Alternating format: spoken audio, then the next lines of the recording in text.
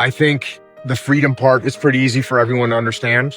I think that everybody wants freedom in all the various aspects of their life, whether it's financial freedom. Those are the two examples I bring up all the time are financial freedom. Of course, everyone wants financial freedom. Everyone wants to have more free time. Those are two really easy examples to understand. And if you want to have financial freedom, well, then how are you going to get there?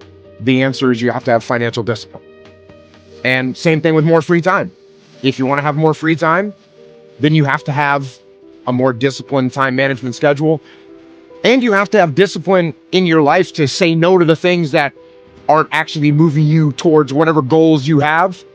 So, you have to have the discipline to not click the next YouTube video that springs up when you get done watching one dumb video that you shouldn't have watched, and then it presents you with 6 more.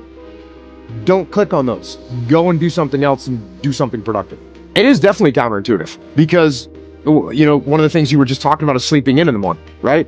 It seems like sleeping in the morning is a form of freedom because, hey, I don't have to do anything. I'm just going to sleep in. But the reality is when you sleep in, now you don't get things done. And now those things that you were supposed to do aren't done. And now the next day you have to wake up early and get them done, not because you want to, but because you have to. So you've become a slave to the fact that you didn't have discipline. So if you actually want to have freedom in your life, you have to implement discipline on yourself.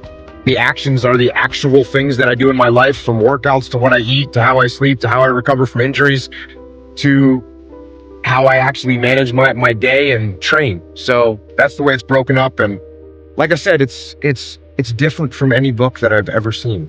So it'll be interesting what the public thinks of it. Those kids that I was running around the woods, taking every stick I could find and pretending it was a machine gun. And at some point, probably around the age of 7 or 8, I realized that you could actually go and have a job where they give you a real machine gun. And I said to myself, I can get paid for this.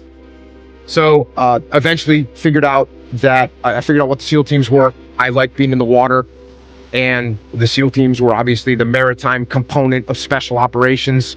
And so it seemed like the place to go, and that's where I ended up. I honestly thought I would be dead in 5 years once I got in there. That's literally what I thought. I thought SEALs were just all over the world fighting in all these wars, and I was going to go and do that too. And I was ready to rock and roll. A lot of times when people think of the training in the SEAL teams, they think of the training that you see on TV, which is, the guys carrying the boats on their head and carrying the logs around. And that's what a lot of people talk about. But that actually is just the beginning of your career. And when you're in the SEAL teams, no one actually talks about that. And no one actually cares because all of us have been through it. And you don't actually learn anything about being a SEAL in that initial phase of training.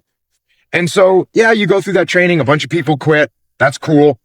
But what I really liked about it was the tactics of when you're actually a commando and you're maneuvering elements on the battlefield and you're closing with and destroying the enemy, or you're training to be able to do that. That's a fantastic job.